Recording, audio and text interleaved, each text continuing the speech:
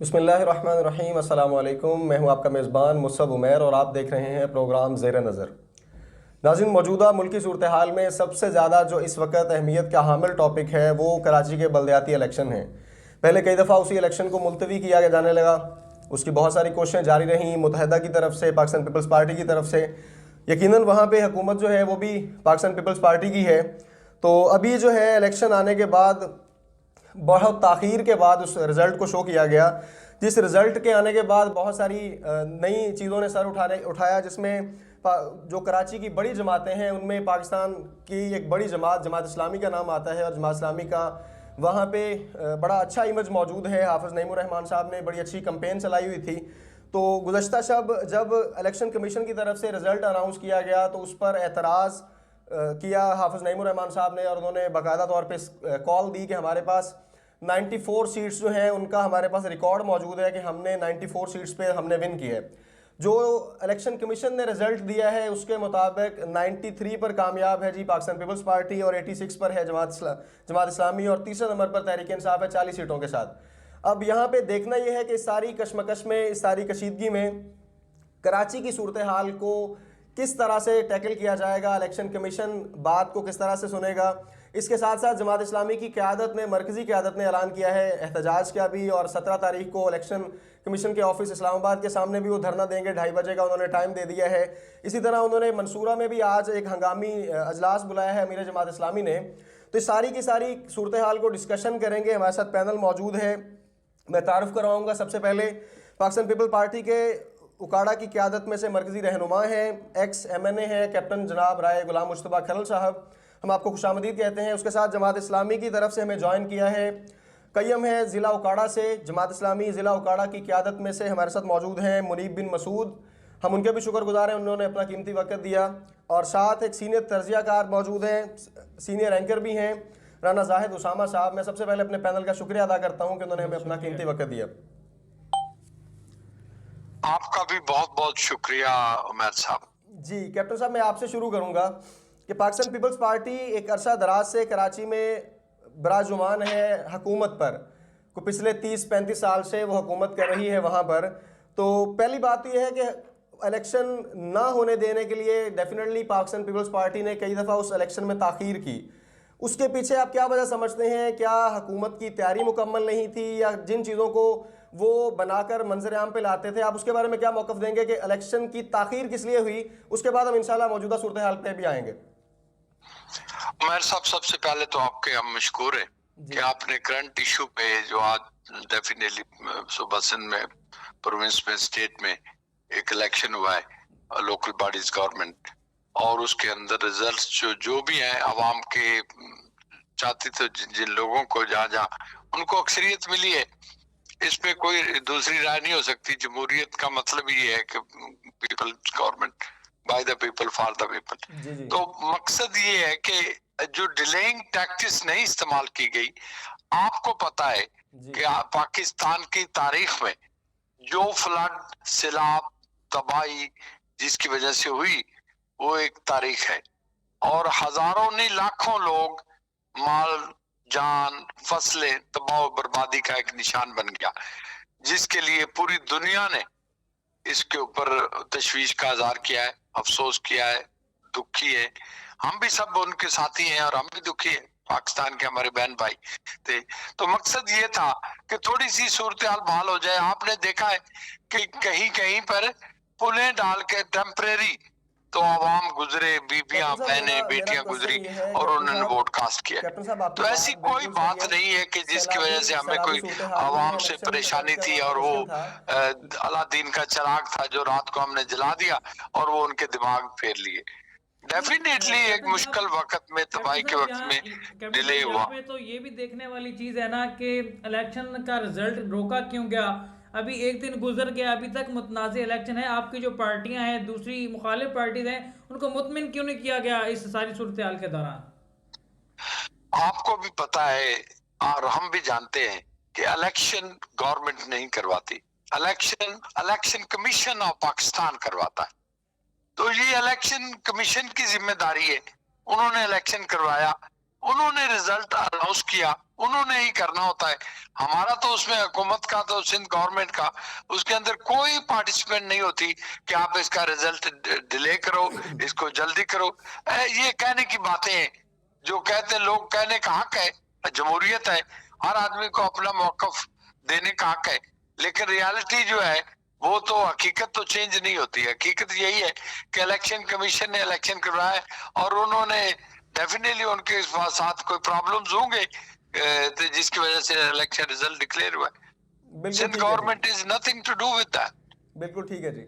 मैं मुनीब बिन मसूद भाई आपकी तरफ आऊँगा जी। आप क्या कहते हैं कि इस इलेक्शन के हवाले से जमात इस्लामी का आइंदा के लिए क्या लाहे अमल है? उस इलेक्शन से अगर वो इत्तेफाक नहीं करते और वो कहते हैं कि जी हमारी सीट्स जो हैं वो ज़्यादा बनती हैं, इलेक्शन कमीशन ने जो रिजल्ट जारी किया है उसके मुताबिक नई आने वाले दौर में आपकी क्या हिकमत अमली होगी? सबसे पहले तो मैं तमाम पैनल का शुक्रिया अदा करूंगा कि आज उन्होंने हमें अपना मौक़िफ़ देने के लिए प्रोग्राम में मदऊ किया। देखिए सर, बात ये है कि जमात इस्लामी का शुरू से मौक़िफ़ रहा है कि बल्दियात किसी भी मुआशरे की तरक्की के लिए बहुत ज़रूरी होते हैं और जमात इस्लामी की कराची में इस हवाले से कोशिशें भी रही हैं। आप ये देखें कि एक वाहिद पार्टी जमात इस्लामी है जो कराची के अंदर इंतखाबात चाहती थी। पीपल्स पार्टी भी भाग रही थी, पीटीआई भी भाग रही थी हिले बहानों से, और एमक्यूएम की भी आखिरी वक्त तक कोशिश थी कि इलेक्शन किसी तरह ना हो।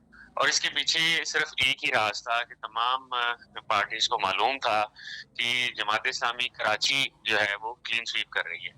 4 दफा जो है वो इलेक्शन को मुलतवी किया गया और अब जो अगर इलेक्शन हुआ है तो आप देखें कि गुम की कैफियत में हुआ है और जमात इस्लामी अगर उस पर स्टैंड ना लेती तो शायद ये इलेक्शन भी ना हो पाता। रात 4 बजे तक लोगों को नहीं पता था कि सुबह इलेक्शन हो रहा है या नहीं हो रहा। पीपल्स पार्टी ने जो धांधली इलेक्शन डे पे करनी थी और इलेक्शन डे से अगले दिन करनी थी जब इन्होंने रिजल्ट डिले किए, वो तो की ही की। उनकी कोशिश आखिरी वक्त तक यही थी कि किसी तरह ऐसी सूरत हाल पैदा की जाए जो वोटर्स के लिए गैर यकीनी हो और वोटर्स बाहर ना निकल सकें। आपने इसीलिए देखा कि कराची में टर्नआउट भी कम रहा और जो है ना लोग जो है वो थोड़ा सा लेट निकले बाहर। बाकी जमात इस्लामी का मौक़िफ़ है कि हमारे पास फॉर्म 11 और 12 94 यूनियन काउंसिल्स के ऐसे मौजूद हैं जिनके ऊपर हम जीते हुए हैं और 10 से 15 ऐसी सीटें हैं जिन पे हमारा क्लेम है कि हम जीते हैं और उस पे तनाज़ा चल रहा है। तो जमात इस्लामी अपने मैंडेट के ऊपर डाटा डालें। एक जो उन्होंने पॉइंट दिया है उस पर भी बात करेंगे कैप्टन साहब कि जो इंतजामात हैं वो तो गवर्नमेंट ने क्रिएट करके देने होते हैं इलेक्शन कमीशन को। तो जो इंतजामात इस तरह से दिए गए कि इलेक्शन जो है वोट कास्टिंग के दौरान जो है जो वोटर्स हैं उनके लिए मुश्किलात पैदा की गई। तो मुसब साहब यहाँ पर यह भी तो सवाल बनता है ना कि हुकूमत की जानिब से इंतजामात इस सूरत में थे कि धांधली के लिए रास्ता हमवार किया जाता। जी ऐसे ही है जी। आपने कराची की सूरत हाल देखी। ये सवाल कैप्टन साहब के लिए था जी। कैप्टन मुश्तबा साहब से था। अच्छा, ये सवाल ओके। आपको पता है कि जो सर्कमस्टांसेस हैं कराची के अंदर, गवर्नमेंट ने अपने लेवल पर पहले भी इलेक्शन हुए। ये मेरे दोस्त तो बार बार कह रहे हैं ना कि हम नहीं चाहते थे इलेक्शन हो या हमने डिलेइंग टैक्टिक्स इस्तेमाल की या धांधली की। ये हमेशा पाकिस्तान का रवैया है लोगों का कि जब भी कोई लूज कर देता है तो वो कहता है जी धांधली होगी। कभी भी कोई खंदा पेशानी से कोई एक्सेप्ट नहीं करता। ये तो हमारी रवायात में शामिल हो गया। नंबर 1। नंबर 2, पीटीआई जीत जाती तो समझ में आता था कि उनकी पाकिस्तान में हवा है, लेकिन पीपल्स पार्टी कैसे जीत गई? हवा खत्म हो चुकी है। नहीं, पीटीआई की भी हवा वो कोई नहीं है। उनके गुब्बारे से हवा निकल चुकी है और उनकी असलियत आवाम के सामने, पाकिस्तानी लोगों के सामने अच्छी तरह आएगी, आ रही है। और आप देखेंगे कि आने वाले जनरल इलेक्शन में क्या होता है और रिजल्ट क्या होता है। ये मेरी बात आप याद रखना। नंबर 1। नंबर 2, ये है कि पीपल्स पार्टी ने जो मुमकिन इंतजाम पहले भी किए, पहले भी इलेक्शन हुए, कुछ डिस्ट्रिक्ट के और कुछ कराची के, हैदराबाद रह गए थे, तो वो अभी हो गए हैं। तो लोगों को मतलब है कि जमहूरी तरीके से चलना चाहिए, बजाय इसके कि एक दूसरे पे इल्जाम लगाएं कि जी उसने वो कर दिया है, उसने डिले कर दिया है, उसने इंतजाम अच्छा नहीं किया। क्वेश्चन ये है ना जी, पीपल हैव टू वोट जो इट, फॉर्म नंबर 11 और पीपल 12 डू के वोट जरिए से इट, इलेक्शन कमीशन ने पीपल रिजल्ट डिड दिया वोट है, इट, और जो रिजल्ट है वो सामने है। उस पर रिजल्ट इलेक्शन कमीशन से पूछें कि कब कैप्टन किसने साहब, कैप्टन साहब, किसी के सवाल भी सुने ना, कौन से कैप्टन फार्म साहब, से सवाल भी तो किसको सुने। रिजल्ट नहीं मिला। वो फॉर्म नंबर 11 और 12 के थ्रू जो इलेक्शन कमीशन ने रिजल्ट अनाउंस करना होता है, 94 सीट्स पे जमात इस्लामी का मौकफ है कि हमारे पास रिजल्ट मौजूद है जहां पे वो विनर है, लेकिन इलेक्शन कमीशन किस तरह से डिक्लेयर कर रही है कि वो 86 सीटें हैं? तो डेफिनेटली इलेक्शन कमीशन का तरीका आप 2018 में आपके सामने, राणा साहब आपके सामने इलेक्शन क्या हुआ था। इलेक्शन कमीशन तो इशारों पे चल रहा है ना हुकूमती के।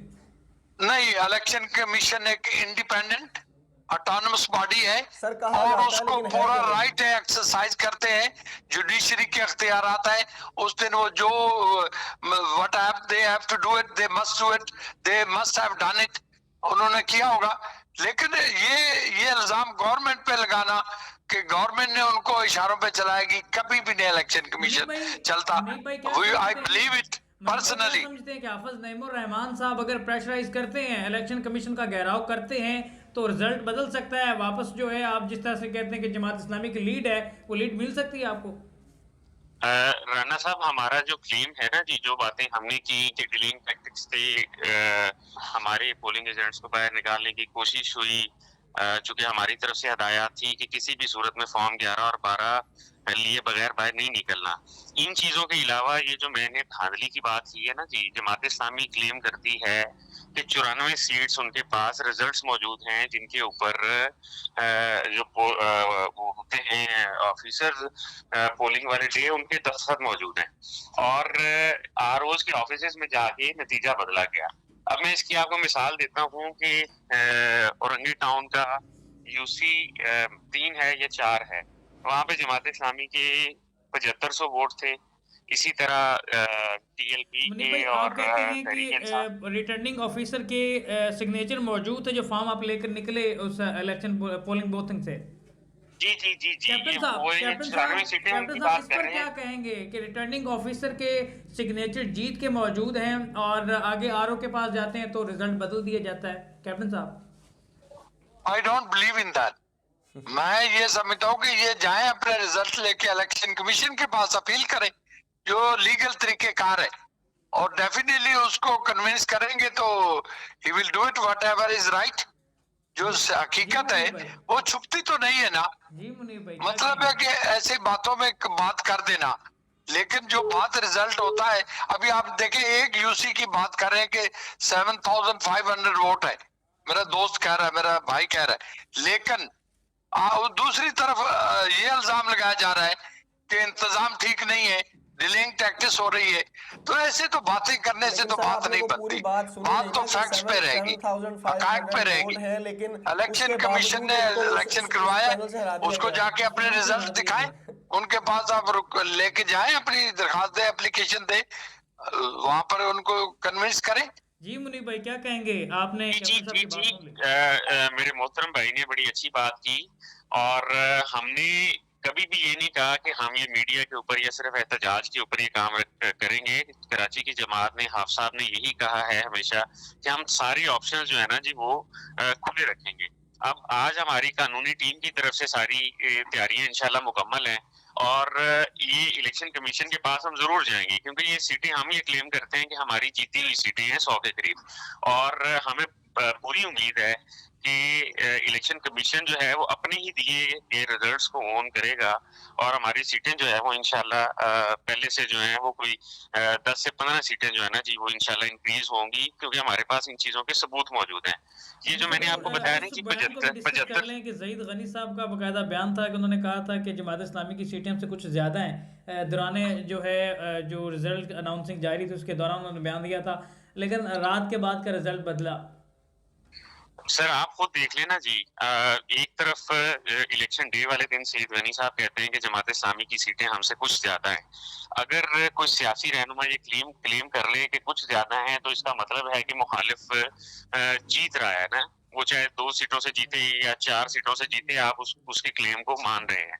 फिर दूसरी तरफ साथ ही ये कहते थे कि हम जमात इस्लामी से बात करेंगे मेयर के लिए। उस वक्त जमात इस्लामी पहली पोजीशन पे थी और जमात इस्लामी का अब भी क्लेम है कि जमात इस्लामी को दूसरी पोजीशन पे धकेला गया है, पहली पोजीशन जमात इस्लामी की ही मौजूद है। फिर सईद गनी साहब आए और उन्होंने कहा कि पीपल्स पार्टी की सीटें बढ़ गई हैं।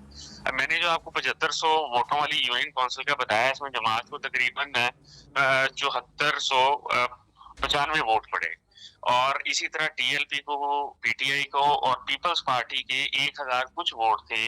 और जब आरओ ने नतीजा दिया तो उन्होंने चौथे नंबर वाली पार्टी को जिता दिया।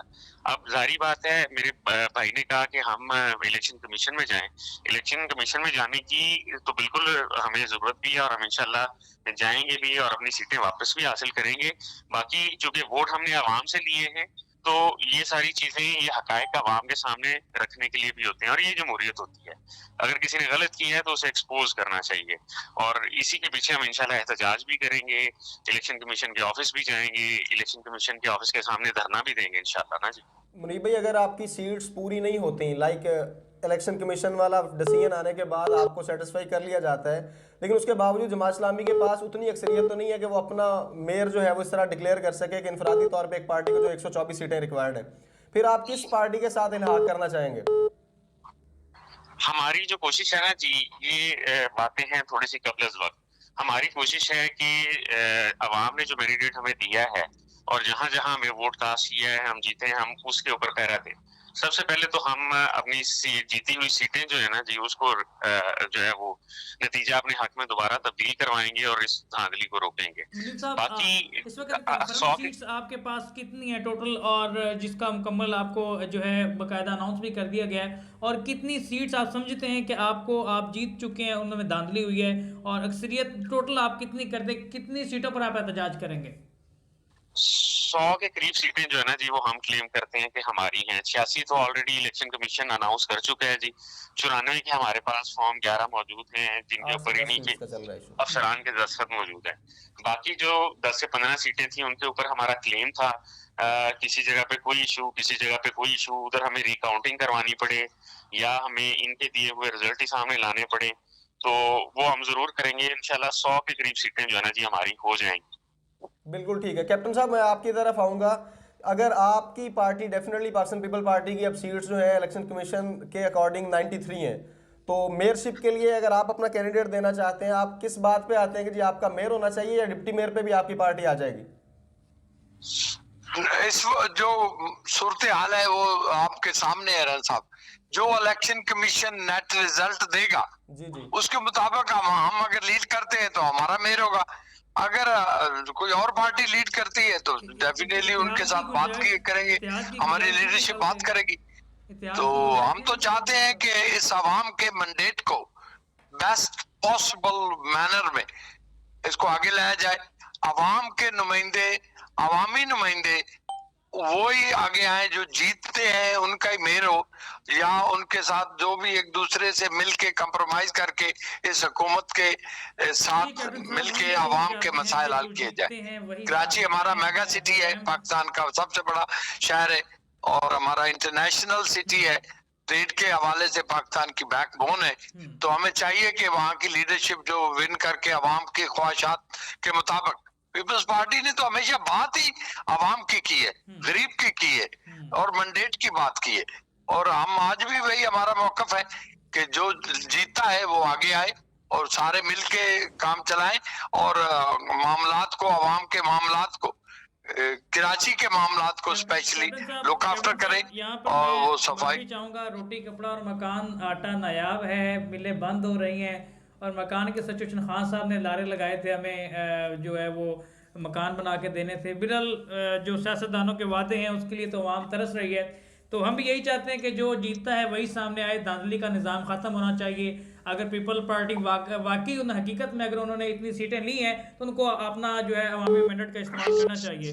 बहुत शुक्रिया कैप्टन साहब। और मुनीब भाई आपका भी, मुसब साहब आप इस हवाले से क्या कहेंगे? देखें जी, मौजूदा सूरत हाल सारी की सारी आवाम के सामने है। कैप्टन साहब ने क्लेम किया कि जी पाकिस्तान पीपल पार्टी लोगों की जमात है और लोगों के मैंडेट के साथ उनको सेलेक्ट किया गया है। मैं ये कहना चाहूँगा कि पिछले 30 साल से तकरीबन कराची छोड़ के सारे का सारा सिंध जो है वो पाकिस्तान पीपल पार्टी के हाथ में ही है, और सिंध की सूरत हाल अंदरून सिंध खास तौर पे जो लोग वहाँ पे रहने वाले हैं, जिन्होंने विजिट किया है, वो बखूबी जानते हैं पूरे कराची में पीने के लिए साफ़ पानी दस्तयाब नहीं है। पीने के लिए साफ़ पानी छोड़ें, किसी भी घर में ऐसा पानी नहीं जाता जो उनको फ्री पीने के लिए मिल सके। यानी पूरा कराची पानी जो है वो खरीद कर पीने पर मजबूर है। उसके साथ सड़कों का निज़ाम आपके सामने है, कचरा कुंडी बना हुआ है। हाफिज नईमुर रहमान साहब का खौफ जो सर छोड़ के बोल रहा था, उनका बुनियादी मसला ये है कि वो हर जगह पे पहुंचने वाले हैं। सोशल मीडिया अकाउंट्स उनके बड़े एक्टिव थे, उन्होंने हर पोलिंग स्टेशन पे अपने बंदे खड़े किए हुए थे। जिस फॉर्म का वो क्लेम कर रहे हैं, फॉर्म 11 और 12 उनके पास मौजूद है, तो वो सारी की सारी उनकी टीम यूनिट और उनकी कारकर्दगी का मुंह बोलता सबूत है कि उन्होंने हर जगह पे अपने लोगों को खड़ा किया था और ये अनाउंसमेंट की थी कि जब तक उनको वहां से रिजल्ट ना मिल जाए उनके लोग पोलिंग स्टेशंस का घेराव ना छोड़ें। अब देखना है इलेक्शन कमीशन इस बात पर आता है कि इस मुल्क की सूरत हाल को मजीद बिगड़ने से बचाया जाए। जमात इस्लामी का मौक़िफ़ यही है कि हम मुल्क की सूरत हाल को देखते हुए कोई ऐसा एहतजाज या धरना नहीं देना चाहते जिससे मुल्क की माइशत को मजीद नुकसान हो, या मुल्क जिस सूरत हाल से दौचार है, जमात इस्लामी कभी भी ये नहीं चाहेगी कि उसको मजीद ख़तरे की तरफ धकेला जाए। लेकिन इलेक्शन कमीशन ने और अदालतों ने इन मामलात को ठीक करना है। पाकिस्तान का यकीनन सबसे बड़ा शहर कराची है, और इस कराची को सही करना, या इस कराची को अगर अलहदा सूबे का दर्जा दिया जाए तो यकीनन ये दुबई की मानद बन सकता है। हमारी दुआ है इस मुल्क की सूरत हाल के लिए कि अल्लाह ताला उन लोगों को इस मुल्क पर बराजुमान करे जिनको लोगों ने अपने वोट और मैंडेट के साथ मुंतखब किया।